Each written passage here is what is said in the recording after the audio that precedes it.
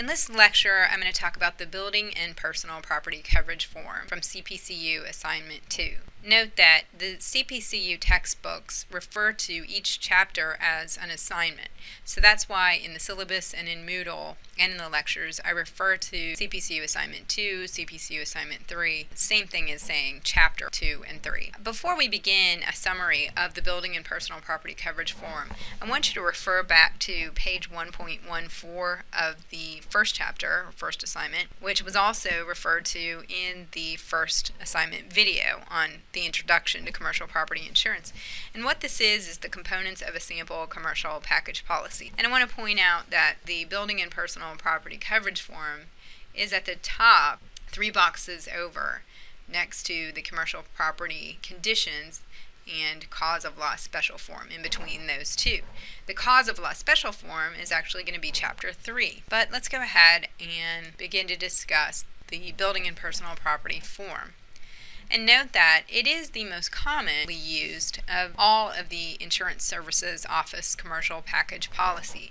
So again, if you look at that, components of a sample commercial package policy, you need to realize that the business owner who purchases a CPP, commercial package policy, needs to purchase 2 or more of these coverages. So for example, they might purchase the building and personal property coverage as well as the commercial general liability coverage.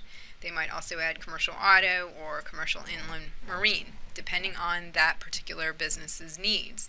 But without more than one type of coverage, they wouldn't have a package policy. And of all of those, again, the building and personal property coverage is the most popular. Most businesses do have property.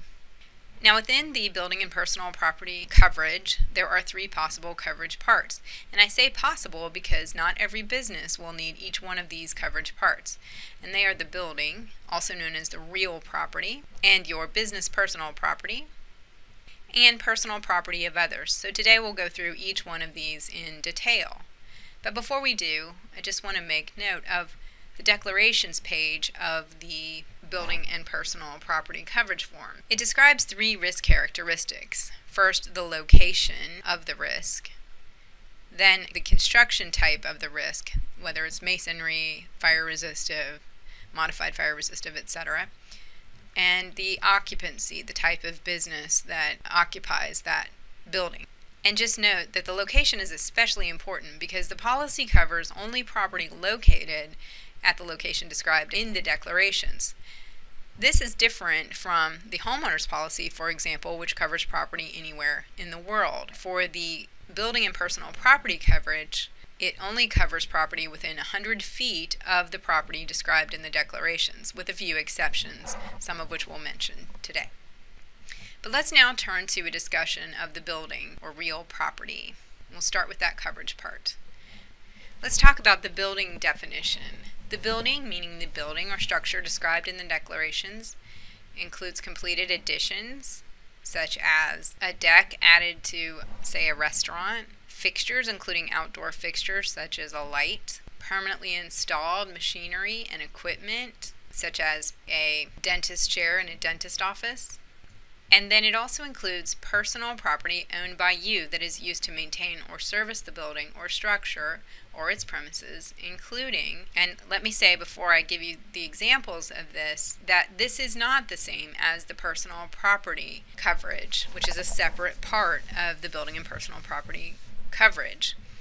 And the reason this is important is because each of these might have a different valuation method, a different coinsurance requirement, a different limit, etc. So it's important to know which type of property is covered under which section of coverage. So this would include things like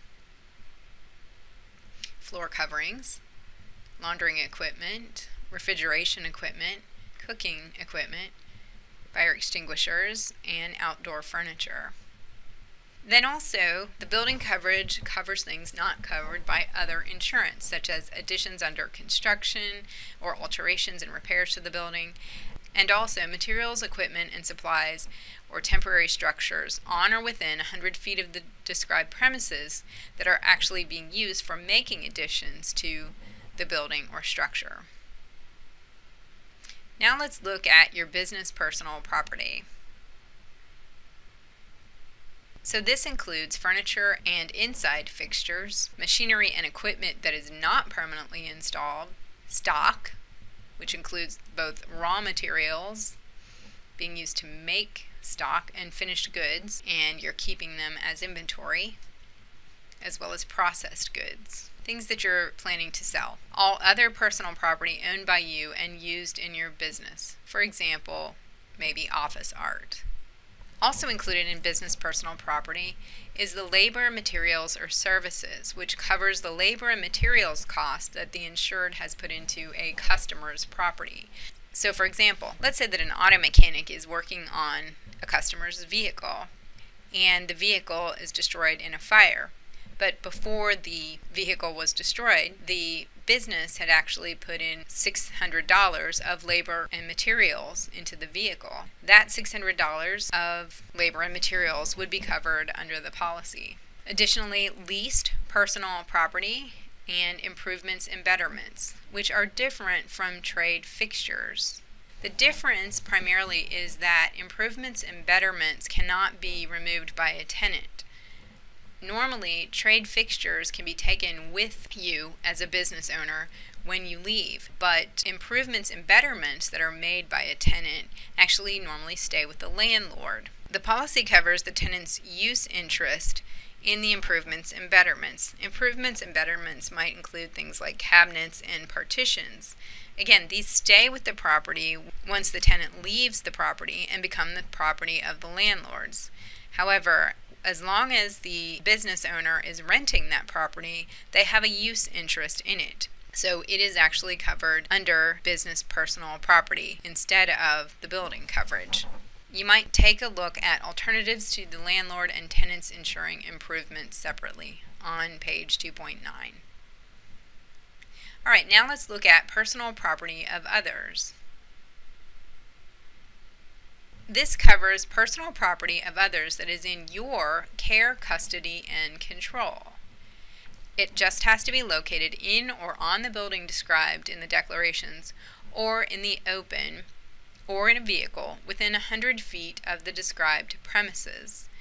So when it covers personal property of others, it covers property that is in the care, custody, and control of the insured. However, it pays the owner of the property, not the insured. And this is sometimes confused with a type of liability insurance, but it actually is property insurance.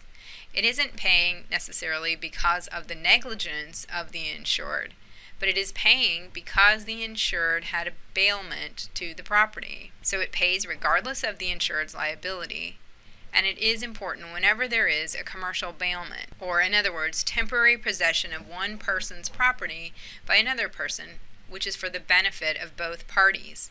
So my auto example, where an auto mechanic is working on a vehicle, that auto mechanic would have a commercial bailment to the vehicle. Another example would be a dry cleaner, where when the dry cleaner is cleaning the clothes, they have a commercial bailment to the clothes. And if they're destroyed, their insurance policy would pay under the personal property of others to the owner of the damaged property or damaged clothes. Similarly, a warehouse that's storing another business's goods, if that warehouse were damaged by flood or fire or other covered loss, then the personal property of others coverage would pay the owner. So now, just to look at the big picture, we've now covered all the different coverage parts of the building and personal property form. The building form, your business personal property, and the personal property of others. But now let's look at property that is not covered. First of all, we'll look specifically at property not covered, and then property not covered that's not a building exclusion. So in essence, these are the exclusions under the policy. The building exclusions include land is not covered, water is not covered, bridges, roadways, walks, patios, and other paved surfaces, bulkheads, pilings, piers, wharves, and docks, the cost of excavations, grading, backfilling, and filling, and foundations below the lowest basement floor or the surface of the ground if no basement, and underground pipes, flues, and drains. And all of these are going to be important. Some of them are going to be covered under separate policies.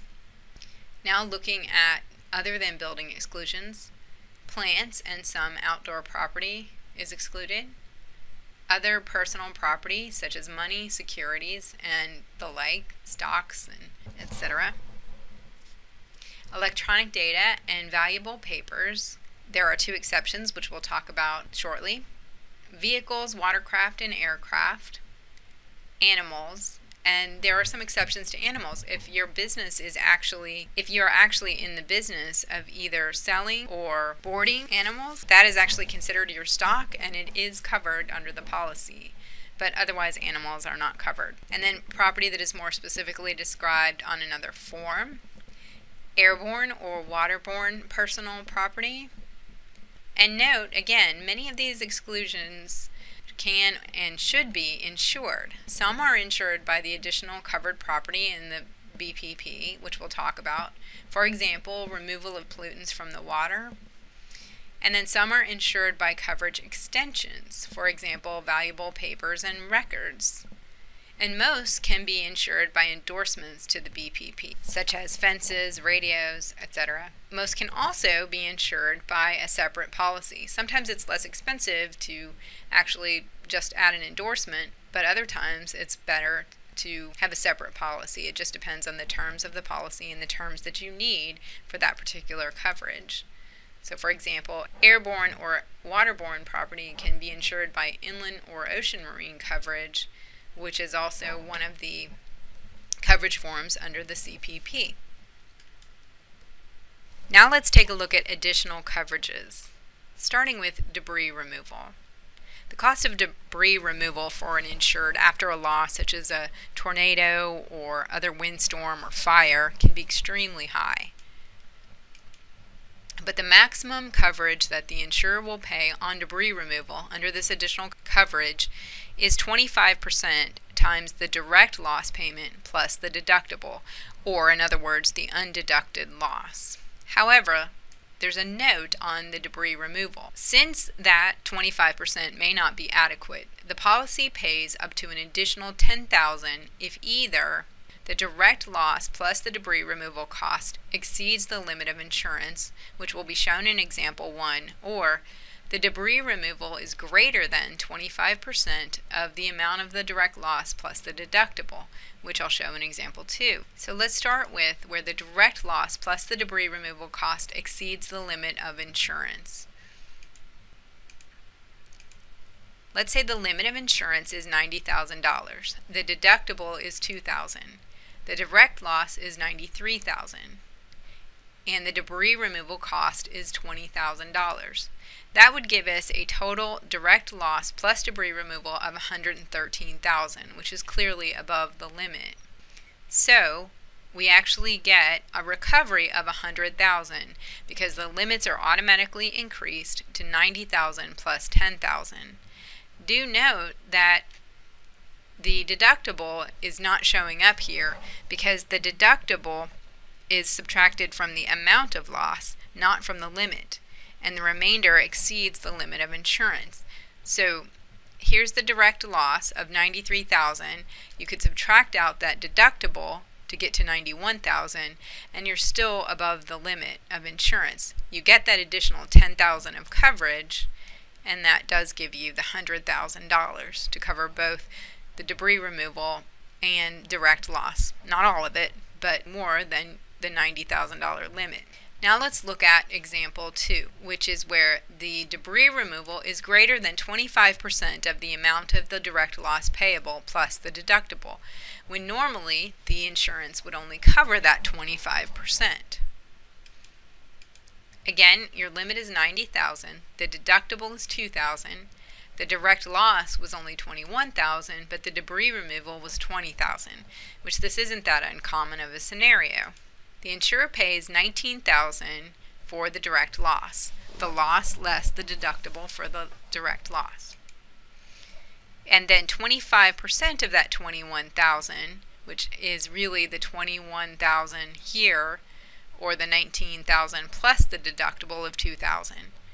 That 25% is $5,250. So if we were strictly following the rule, that would be the maximum the insured would get for debris removal. And because this is less than the cost of debris removal, the insured gets the additional $10,000.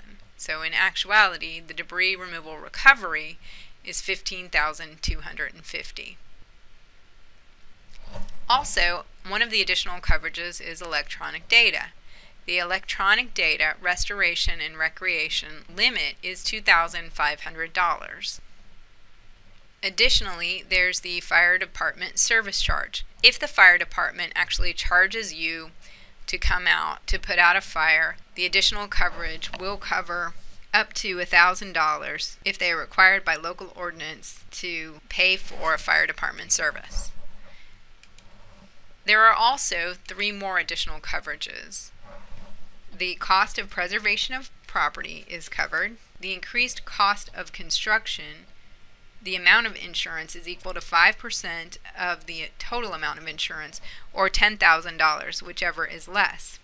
And this is paid in addition to the policy limit. The coverage applies only if the replacement cost option has been selected and not the actual cash value option. But basically, this covers the cost of complying with any ordinance or law regulating the repair, rebuilding, or replacement of covered buildings. That's actually excluded under the commercial package policy. It's one of the broad exclusions, so this essentially adds some protection for that type of cost. And then lastly, pollutant cleanup and removal. An aggregate limit of $10,000 per location applies to these types of expenses that occur during a 12-month period. The limit can be increased, but not many insurers are willing to write this for more than $25,000 or $50,000 because this can be very costly, and for some types of businesses it can be quite frequent. Now let's look at coverage extensions. The coverage extensions apply only if 80% of coinsurance is purchased or a value reporting period is shown in the declarations. These coverages are not subject to the limits stated in the declarations. The coverage is for 6 different extensions: newly acquired or constructed property, personal effects or property of others, which provides a limited amount of coverage for personal effects such as coats or jewelry owned by an individual insured, partner or member, an officer or a manager, or an employee of the insured while on the premises that is described in the declarations. Personal effect losses are not covered for theft losses. Extension also covers property of others in the care, custody, and control of the insured, but the limit on all property covered by this extension is $2,500. So with this extension, you wouldn't necessarily need the personal property of others coverage. However, if the value of the property of others is greater than $2,500, you would probably need to purchase a limit of insurance for personal property of others, as described previously. Then there's the valuable papers and records, which are not electronic. Again, this is $2,500 of coverage for the cost of researching or reconstructing lost information, but does not apply to electronic data, which can be covered under separate sections. Then property off premises. This is an exception to the 100 feet requirement. The property off premises extension provides up to $10,000 of coverage for covered property away from the premises, but the extension does not apply to property in or on a vehicle or in the care, custody, and control of an insured salesperson, unless the property is at a fair or trade show. Outdoor property, which I'm going to talk more about in a moment, and non-owned detached trailers. Just a note about outdoor property. Outdoor property actually has its own list of covered perils, and you can remember these by thinking of the word flare. So even though you're going to have a separate cause of loss form, either a broad or special form, and we'll talk about the special form in the next chapter, the outdoor property is only covered for these 5 causes of loss. It does cover loss to outdoor fences and radio and television antennas, as well as signs not attached to buildings, but it doesn't cover things like windstorm, vehicles running into the outdoor property, and vandalism, which are actually more common causes of loss to outdoor property. The limit of coverage is $1,000, but only $250 per any one tree, shrub, or plant. All right, now let's look at BPP specific conditions. The BPP specific conditions include the limits of insurance, It's important to note that the interpretation of an occurrence matters with limits and with coinsurance. The BPP says it will pay in any one occurrence the applicable limit of insurance shown in the policy. Occurrence can be confused, particularly when more than one item of property, such as 2 buildings for the same insured, are damaged in one event. For example, if a single tornado damages 3 buildings, is this one occurrence or 3? 1 would mean that you only have to meet the deductible once, but you have one limit. 3 means you have to meet the deductible 3 times, but you have 3 times the limit. Which one is going to be better for you as an insured depends on the size of losses relative to the limit. Unfortunately, the BPP and a lot of other commercial property forms don't define the term occurrence. This gives rise to the potential for disputes between the insured and the insurer. Some of those disputes actually arose after the World Trade Center attacks. Also under the conditions section is the explanation of the treatment of the deductible, valuation, which as we talked about is very important, and let's look a little bit more at that. Of course, as we discussed back in Chapter 1, there's actual cash value, which is standard, replacement cost, and selling price. There are special valuation provisions that apply to small building losses, stock sold but not delivered, safety glass, and tenants' improvements and betterments. If the tenant does not repair or replace their improvements or betterments promptly, the tenant's insurer pays only a pro rata portion of the original cost. In other words, it is prorated by how much time they already used them, the improvements and betterments, as a percentage of how long they expected to use them. If, for example, a tenant added a set of cabinets and those were expected to have a use life of 20 years, they've used them for 5 years, they still had 75% use interest. If they don't replace the cabinets, they'll get 75% of the value of those cabinets. Now we're going to talk about BPP optional coverages.